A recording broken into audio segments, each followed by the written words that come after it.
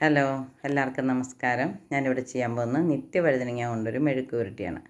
നിത്യവഴുതനങ്ങ നമുക്കറിയാം, അതിനൊരിച്ചിരി ചൊവയൊക്കെ ഉണ്ട്. അതുകൊണ്ട് അതിന് ഇച്ചിരി കൂടുതൽ ഇൻഗ്രീഡിയൻസൊക്കെ വേണം. തേങ്ങാക്കൊത്ത്, കൊച്ചുള്ളി, മുളക്, കരിവേപ്പില ഇതൊക്കെ ചേർത്ത് ഇച്ചിരി നന്നായിട്ട് എരിവൊക്കെ ഇട്ട് ഉണ്ടാക്കാമെന്നാണ് വിചാരിക്കുന്നത്. ഇതാണ് ഇന്ന് കിട്ടിയ നിത്യവഴുതന അല്ലെ ക്ലൗ ബീൻ. ഇതിൻ്റെ ഷേപ്പ് കണ്ടോ? ഇതിൻ്റെ ഷേപ്പ് ഗ്രാമ്പൂവിൻ്റെ ഷേപ്പ് പോലെയാണ് അല്ലേ? അതുകൊണ്ടായിരിക്കും ഇതിന് ഇംഗ്ലീഷിൽ ക്ലൗ ബീൻ എന്ന് പേര് കിട്ടിയത്. ഇത് ഇത്തിരി മൂപ്പ് കുറഞ്ഞൊരു തേങ്ങയാണ്. കുലുങ്ങാൻ ഇച്ചിരിപ്പാണ്, എന്നാൽ കുലുങ്ങുന്നുമുണ്ട്. അപ്പം നമുക്കിത് ഒന്ന് മെഴുക്ക് പുരട്ടിക്കകത്ത് കൊത്തിയിടാൻ ഈ തേങ്ങ കൂടെ എടുക്കാം. അപ്പം ഞാനിവിടെ ഒരു തേങ്ങയും പൊതിച്ചെടുത്തിട്ടുണ്ട്. ഇത് കൂടെ അല്പം കൊത്തിയിട്ട് ഇച്ചിരി അധികം കൊച്ചുള്ളിയൊക്കെ ഇട്ട് ഇതിനെ നമുക്കൊരു മെഴുക്ക് പുരട്ടി വെക്കാം. വഴുതനങ്ങ കഴുകി എടുത്തിട്ടുണ്ട്. വെള്ളത്തിൽ തന്നെ അത് കിടക്കുന്നത്, കാരണം ഇതിന് ഇച്ചിരി പാലുണ്ടല്ലോ, അതുകൊണ്ട് ആ കറ പോകട്ടെ എന്ന് വിചാരിച്ച് ഇത് ഇനി ഈ ചട്ടിക്കകത്തേക്ക് ഇട്ട് ആദ്യം തേങ്ങാക്കൊത്തൊക്കെ ചേർത്തൊന്ന് വേവിച്ചിട്ട് രണ്ടാമതാണ് എണ്ണയ്ക്കകത്തിടുന്നത്. വഴുതനങ്ങ അരിഞ്ഞ് കഴിഞ്ഞു. അപ്പോൾ ഇതിന് ഇച്ചിരി നീളം കൂടുതലായതുകൊണ്ട് പലതും ഞാൻ നടുവേ ഒന്ന് മുറിച്ചിട്ടാണ്, ചിലത് 4ആയിട്ട് കീറി, ചിലത് 2ആയിട്ട് കീറി. ഇനി ഇതിനകത്തേക്ക് തേങ്ങ കൊത്തിയിടണം, ഉള്ളി, കരിവേപ്പില, മുളക് ഇത്ര ഇട്ട് പറ്റിക്കണം. ആദ്യം ഇച്ചിരി ഉപ്പ് നീര് ഒഴിച്ച് അതിൻ്റെ വെള്ളം പറ്റി വെന്ത് കഴിയുമ്പോൾ നമുക്ക് ബാക്കി സാധനങ്ങൾ ചേർക്കാം.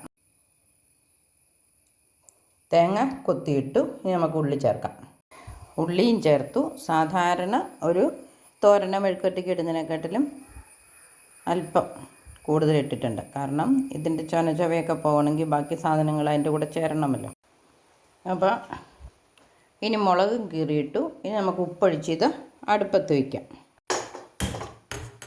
സ്റ്റൗ കത്തിച്ചു, അടുപ്പത്ത് വെച്ചു. ഉപ്പ് നീരൊഴിക്കാം.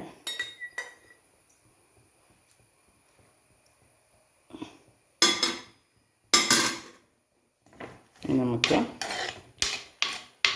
ഇതൊന്ന് ഇളക്കി എല്ലായിടത്തും ഉപ്പ് ചേർത്ത് മൂടി വെച്ച്, ഇത് ഞാൻ ഉപ്പ് നീരല്ലാതെ ഒരു വെള്ളം ഒഴിച്ചിട്ടില്ല കേട്ടോ, തീ കുറച്ച് വെച്ച് ഇതൊന്ന് പറ്റിച്ചെടുക്കാം. പറ്റി കഴിയുമ്പോൾ നമുക്ക് വെന്ത് വറ്റുമ്പോൾ കടുക് പൊട്ടിക്കാം.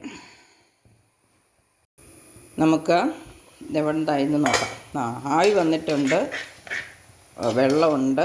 അപ്പോൾ നമുക്ക് തീ കുറച്ചാണ് ഞാൻ വെച്ചിരിക്കുന്നത്.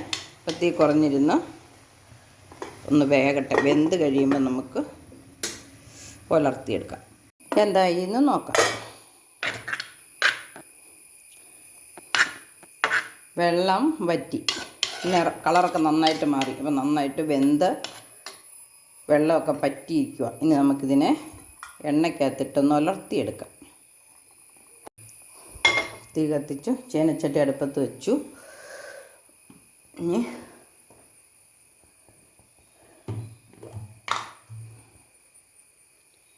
എണ്ണ ഒഴിക്കാം.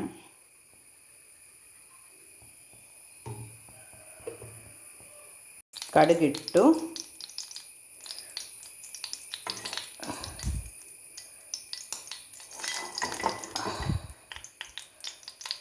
കടുക് പൊട്ടി. ഇനി നമുക്ക് ഉള്ളിയിടാം.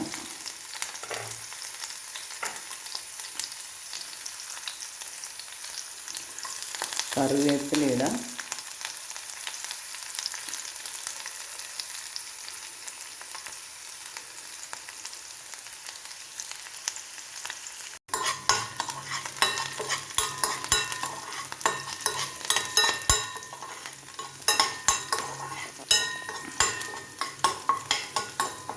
ഒന്ന് ഇളക്കി കൊടുക്കാം.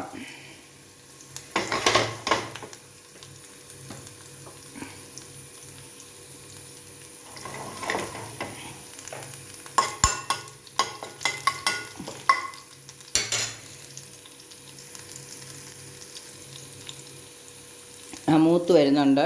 ഇനി നമുക്ക് നമ്മുടെ നിത്യവഴുതന പറ്റിച്ച് വെച്ച് ഇതിനകത്തേക്ക് ചേർത്ത് ഇളക്കി ഉലർത്താം.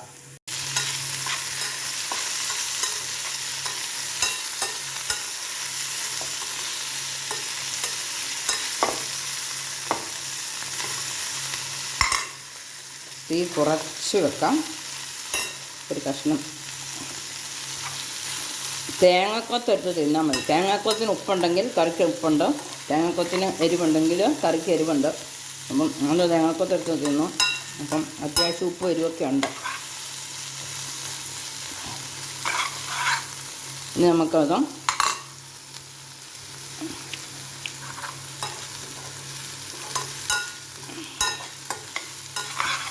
ഒന്ന് തോർന്ന് വരാൻ വേണ്ടി നോക്കാം.